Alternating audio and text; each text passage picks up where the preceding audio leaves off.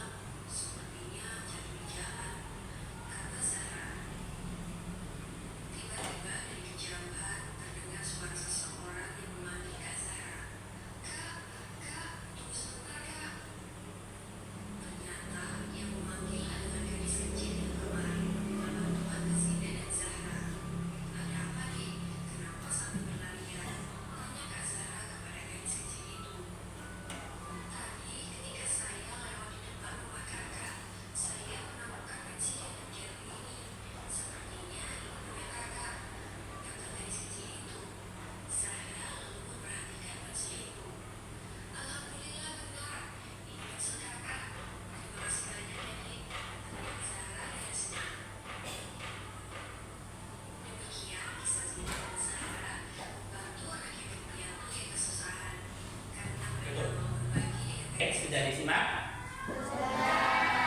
Ceritanya tentang siapa ini? Satu lagi, gadis kecil yang kondisinya sudah yatim piatu. Apa yang dilakukan gadis kecil ini? Meminta makan. Apa yang dilakukan oleh Zidan dan Zara? Membantu dalam memberikan makanan. Ini adalah sikap kita terhadap anak yatim. Baik, kalau sudah, sekarang kalian siapkan alat tulis untuk kalian catat pertanyaan dari Bapak, jadi dipresentasikan ke depan. Nah, baik, sudah dibentuk soal itu sudah disiapkan ya. Itunya apa? Untuk alat tulisnya. Nah, sebelum kita ke diskusi, ada hubungan antara surat Al-Maun dengan anak yatim. Kenapa? Karena Al-Maun ini menyinggung tentang anak yatim, dan orang yang tidak peduli dengan anak yatim ini dalam surat Al-Maun digambarkan seperti pendusta. Baik, untuk tugas kelompok kalian yang harus kalian diskusikan adalah kalian jawab soal ini. Yang pertama, sebutkan 2 sikap yang harus dimiliki oleh umat Islam terhadap anak yatim menurut surat Al-Maun. Yang kedua, mengapa Allah mengutuk orang yang tidak peduli terhadap anak yatim dan orang miskin dalam surat Al-Maun? Nah, kalian jelaskan. Kemudian yang ketiga, apa hubungan antara pelaksanaan sholat dengan kewajiban sosial seperti memberi makan kepada orang miskin menurut surat Al-Maun? Nah, sekarang silakan kalian diskusi dengan kelompok kalian masing-masing untuk kemudian nanti kita presentasikan.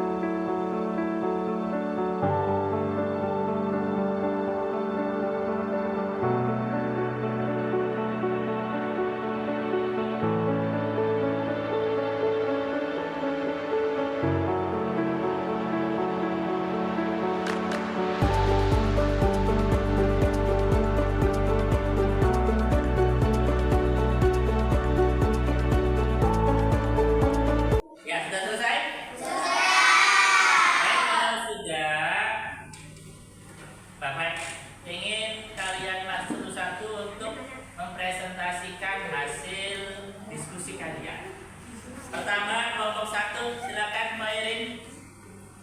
Ayo kan kelompok 1. Ya. Saya akan menjawab soal nomor 1 dari kelompok 1. Soalnya adalah sebutkan 2 sikap yang harus dimiliki oleh umat Islam terhadap anak yatim menurut surat Al-Maun. Jawabannya adalah 1. Memberikan perlindungan dan perawatan, 2. Menjaga keamanan dan keselamatan. Bagaimana jawabannya, benar tidak? Benar. Iya, tepuk tangan. Jadi apa namanya sikap yang harus dimiliki oleh umat Islam terhadap anak yatim menurut Al-Maun ini adalah menyayangi anak yatim dan kemudian rasa sayangnya dengan hal-hal yang positif tentunya, seperti membantu apa yang dia butuhkan, menemani kesendiriannya dan memberikan perhatian yang lebih. Baik, selanjutnya soal kelompok 2.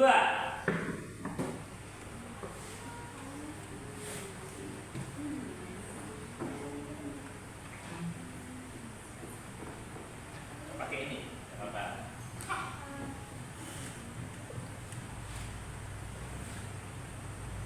Ya. Saya dari kelompok 2 akan menjawab soal nomor 2. Pertanyaannya adalah mengapa USWT mengutus Allah Subhanahu wa Ta'ala mengutus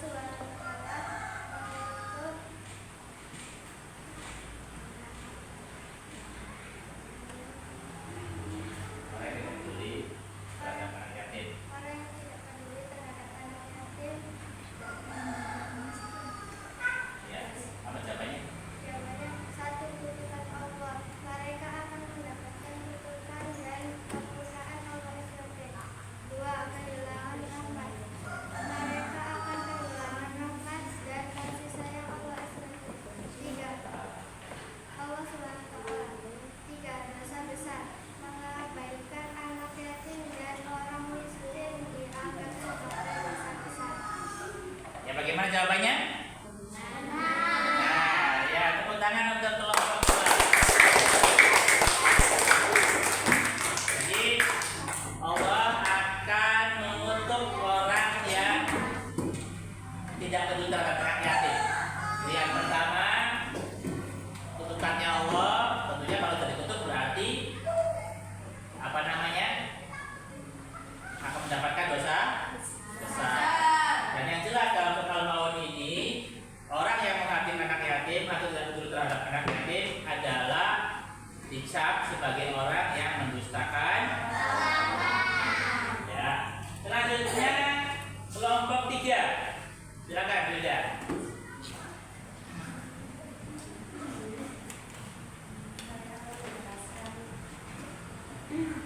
Soal nomor 3.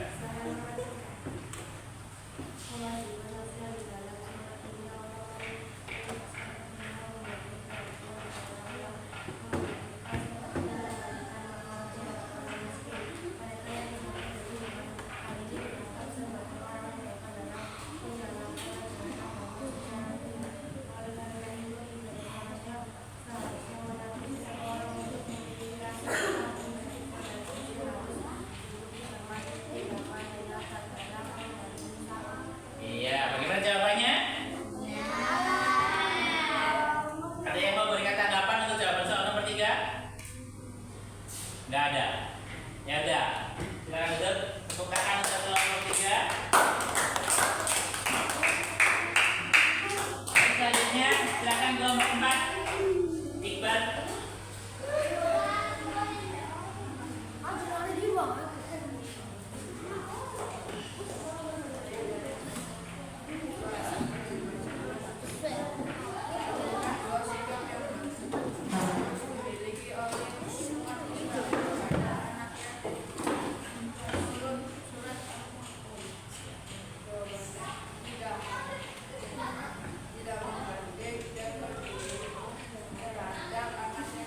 Iya.